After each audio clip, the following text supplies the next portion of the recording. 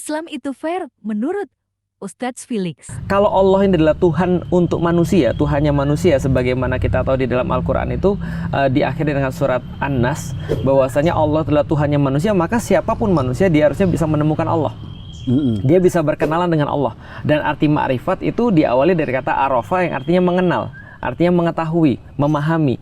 Nah, artinya kalau ma'rifatullah, mengenal Allah, harusnya bisa dilakukan oleh siapapun, bisa dilakukan oleh kapanpun, dan bisa dilakukan dimanapun. Tidak terlepas kita ada di mana, kita etnisnya apa, dan kita hidup di zaman apa. Nah, itulah ma'rifat Allah yang harusnya ada pada agama yang fair. Nah, itulah aku dapetin pada Islam. Islam tuh fair banget.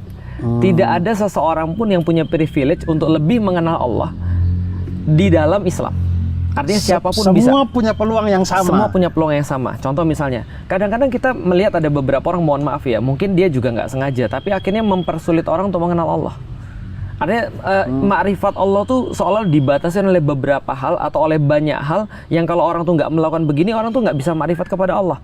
Bagiku nggak gitu juga sih sebenarnya. Contoh misalnya, ada orang berkata begini, kalau kamu pengen ma'rifat kepada Allah, itu kamu harus melakukan beberapa riyadoh, beberapa latihan-latihan, beberapa amalan-amalan. Contoh misalnya, kamu harus zikir segini kali, kamu harus sholat sepanjang ini dan segala macam. Nah, menurutku nggak semua orang bisa seperti itu, karena orang-orang kayak aku yang malas ini agak sulit tuh kalau disuruh seperti itu.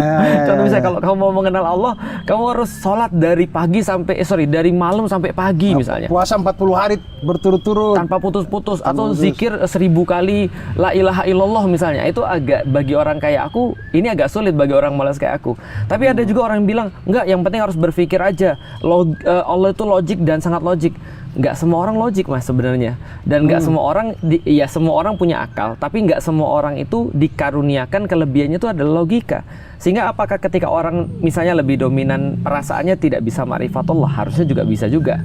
Hanya saja memang akal ini menjadi sesuatu yang wajib dan menjadi sesuatu yang harus ada porsinya dalam mengenal Allah. Nah, itu pendahuluannya aja sih. Nah, itu yang terjadi pada aku. Nah, jadi ketika aku itu mengenal Allah, aku mengenal Allah dari mana? Dari tanda-tanda yang dia berikan. Dan tanda-tanda itu hanya bisa dijangkau dengan akal, dengan logika. Nah, seterusnya baru ketika kita sudah mengenal Allah, ikatan ini menjadi lebih besar dengan keterlibatan perasaan, dengan keterlibatan hati, dengan keterlibatan riyadoh, pengalaman-pengalaman fisik dan segala macam. Nah, itulah kemudian singkatnya mengenal Allah.